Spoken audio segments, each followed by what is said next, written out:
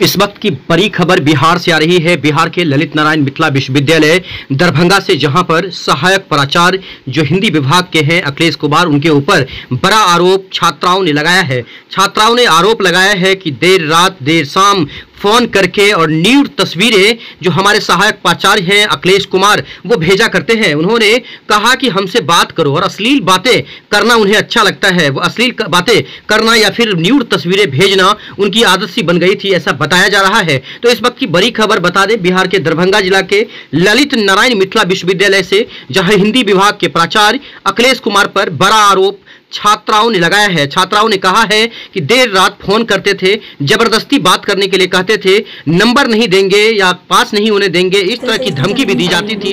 तो इस वक्त की बड़ी खबर आपको बता दें, जहां पर शर्मसार हो गया है पूरा दरभंगा जिला, पूरा बिहार, जिसमें खासकर ललित नारायण मिथिला विश्वविद्यालय के सभी छात्र छात्राओं का भविष्य भी एक तरह से यहाँ पर हुआ है। जिससे कि छात्राओं के जो परिवार के लोग हैं वो काफी चिंता में पड़ गए होंगे। इस तरह की गड़बड़ी, इस तरह के जो यहाँ पर शिक्षक जो यहाँ पर राक्षस बन बैठे हुए हैं, जो शिक्षक भक्षक बनकर बैठे हुए हैं, जो छात्राओं का नंबर लेकर न्यूड तस्वीरें भेजते हैं, यहाँ पर जबरदस्ती बात करने के लिए करते हैं। तो इस तरह की जो खबरें आ रही हैं वो शर्मसार कर रही है। आगे हम आपको जो सचिव है उनका इंटरव्यू सुनाएंगे, उन्होंने क्या यहाँ पर इस विषय पर साफ किया है कि कैसे इस पर कार्रवाई होगी, कैसे जांच किया जाएगा, दूध का दूध पानी का पानी होगा, ऐसा उन्होंने कहा है।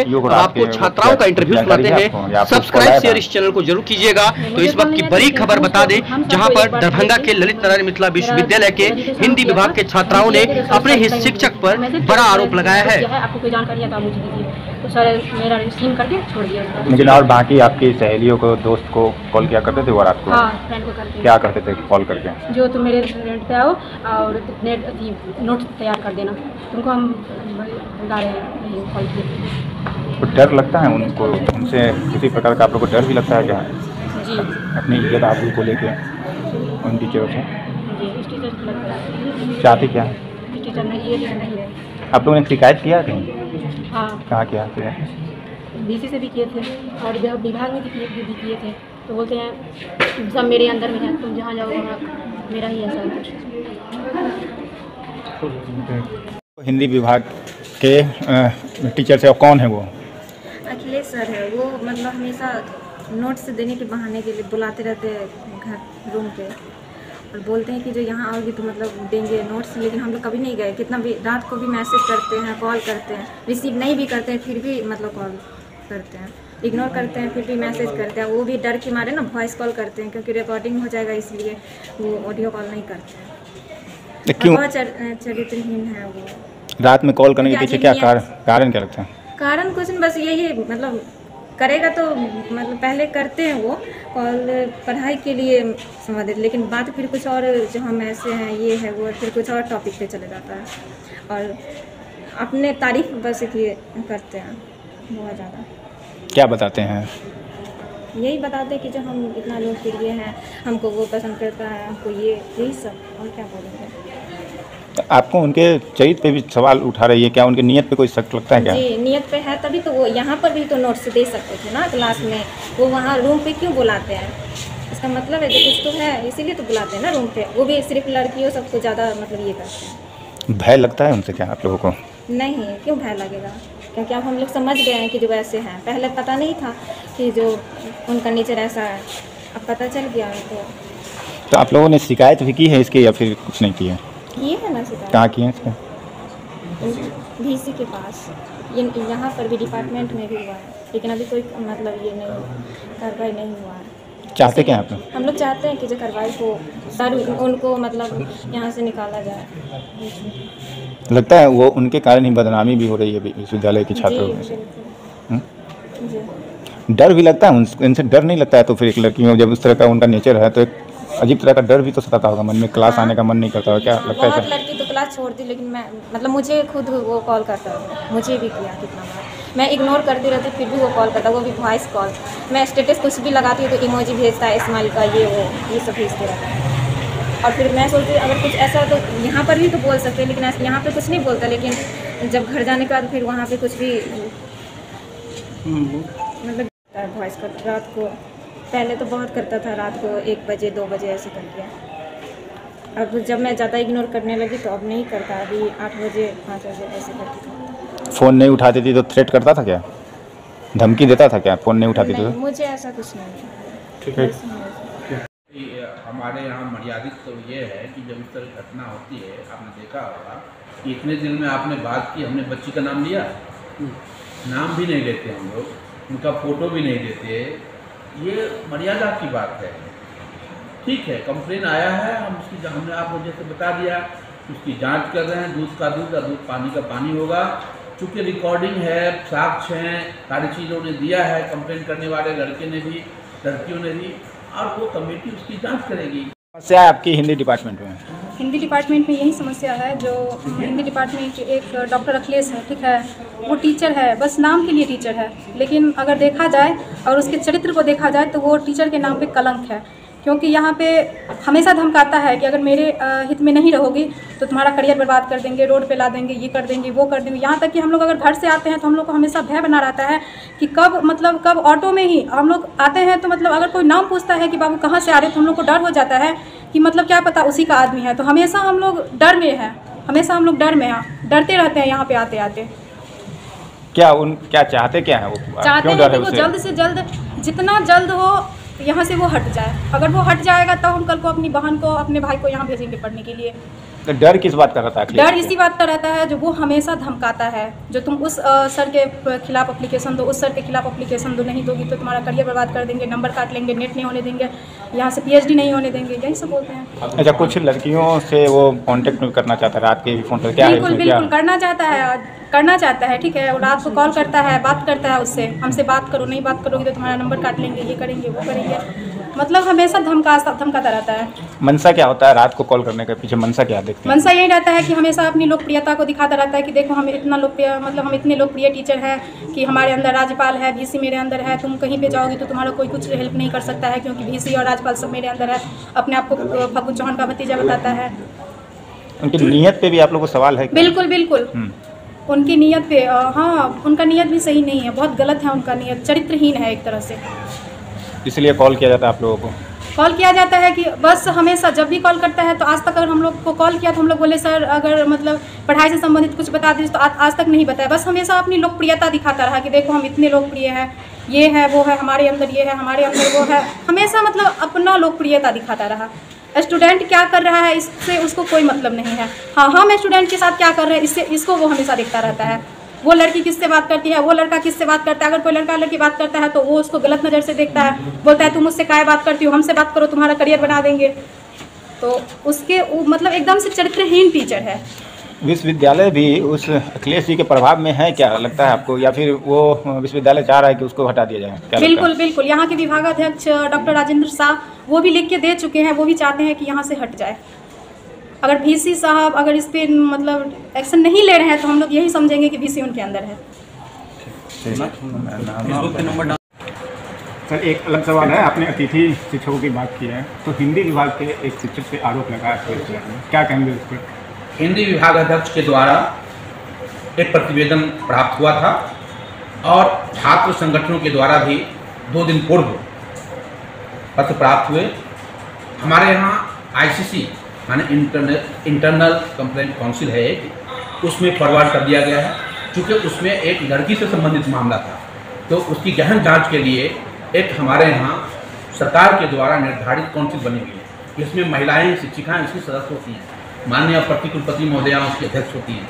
वो काउंसिल बना दिया गया है, उसमें रेफर कर दिया गया है। साथ ही साथ उसमें जो निर्णय होगा उस पर विधि सम्मत कार्रवाई होगी और विभाग अध्यक्ष महोदय को हम लोगों ने निर्देशित किया है कि वस्तु आपने जानकारी दी है, वस्तु स्थिति माननीय कुलपति महोदय को जैसे जानकारी मिली और छात्र छात्राएं आके मिले, इमीडिएट वहाँ के सभी शिक्षकों को उन्होंने बुलाया, वस्तु स्थिति की जानकारी ली और किसी पर कोई आरोप लगाया गया है जब तक सिद्ध नहीं होता है उस वक्त तक कोई कार्रवाई नहीं की जा सकती। लेकिन वो जो प्रक्रिया विधि सम्मत है वो प्रारंभ कर दी गई है, उसका परिणाम बहुत जल्द आ जाएगा। सर एक सवाल है कि जो आप बता रहे कि जांच की जाएगी, लेकिन प्राइमरी फेस एविडेंसेज हैं उसमें व्हाट्सएप चैटिंग है और अब नग्न तस्वीर लड़कियों को व्हाट्सएप पर भेजना, रात को कॉल करना, ये सब क्या बताएं? देखिए, ये बिल्कुल ही अमर्यादित है।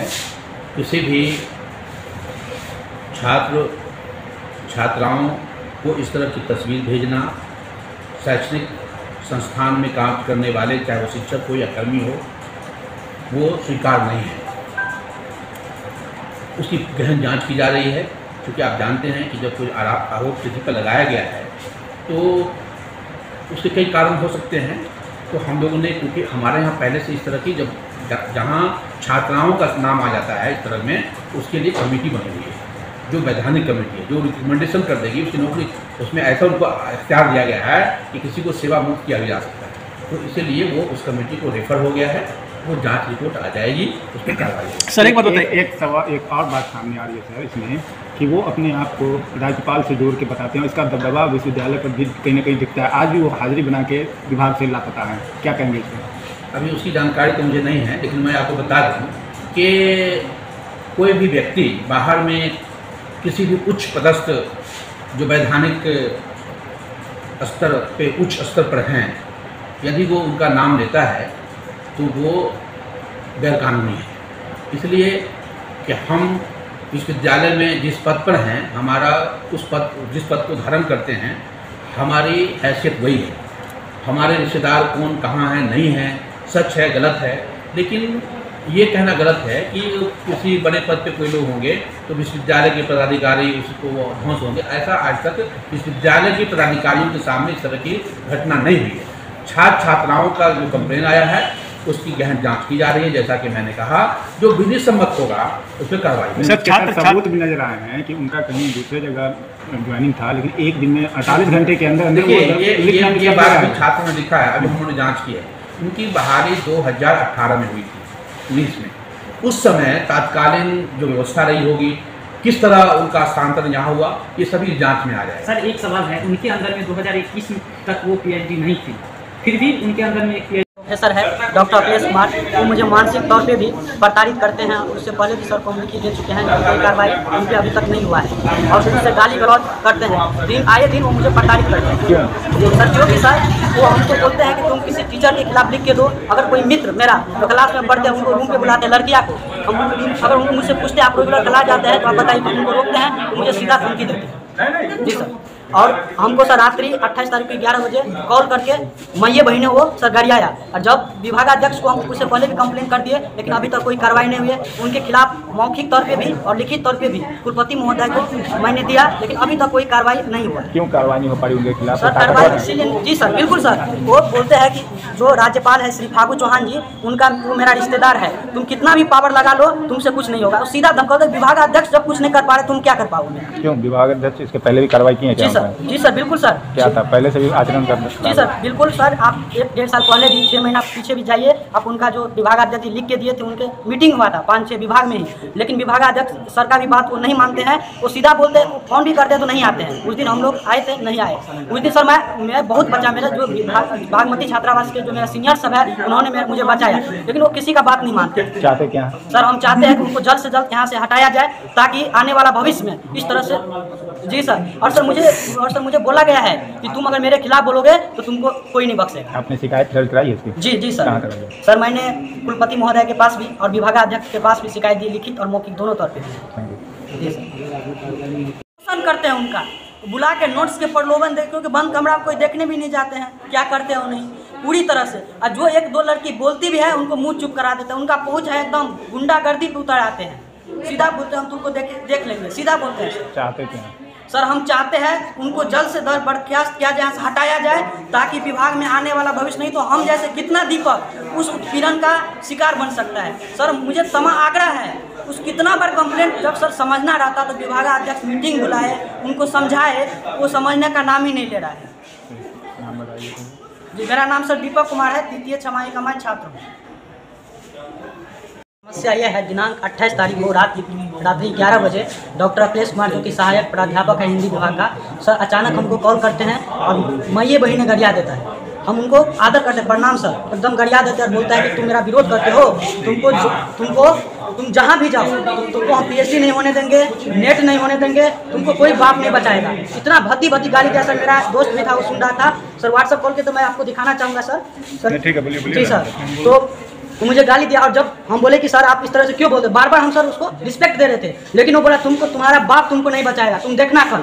जब सर हम बहुत रोने लगे क्योंकि सर है उस तरह से बोले तो हमको सर बहुत दुख हुआ, हम रोने लगे। तो मेरा बागमती छात्रावास के जितने भी सीनियर से हम लोग का मेस चलता है वो लोग छोड़ के आया, फिर हमको पूछा क्या हुआ है, तो मैंने उन सबको सारे बातें बताया। फिर सर हम कंप्लेन किए HOD सर को। उससे पहले भी सर ऐसा नहीं, उससे पहले भी जब मेरे साथ धमकी दिया गया बार बार, तो मैं HOD सर को, चंद्रानु सर को और सुमन सर भी, यहाँ पे तमाम शिक्षक थे मतलब विभाग का, मैं उन सबको बोले कि सर देखिए मेरे साथ अखिलेश सर ऐसे ऐसे बोलते हैं, तो सर उनको समझाया था। लेकिन उसके बावजूद भी सर हमको प्रताड़ित बार बार करते रहे मानसिक तौर पे कि तुम, और हमको बोलते थे कि तुम दूसरा शिक्षक के खिलाफ एप्लीकेशन दो, तुम ये काम करो वो काम करो। हम किसी को लड़की को बुलाते हैं रूम पे, तुम किसी को क्यों बोलते हो कुछ सर, इतना हमको बोले। फिर हम सर कंप्लेंट किए तो समझा दिए सर उनको, लेकिन वो फिर भी नहीं माना। फिर हमको रात के 11 बजे खूब गाली दिए। क्यों, कारण क्या है आपको गाली देने का कारण क्या? सर कारण यही है कि सर हमको बोलते थे कि कोई और टीचर है उन पे एप्लीकेशन दो। सर हम उनको बार बार कुछ भी बोलते थे सर, हम उनको बार बार मना कर देते थे। यही कारण है, क्योंकि सर मैं रेगुलर स्टूडेंट हूँ और यहाँ पे तो दिन प्रतिदिन उनका जो चरित्र है उनके कोई आते ही नहीं है, जो भी स्टूडेंट आते हैं उनको प्रताड़ित करते हैं।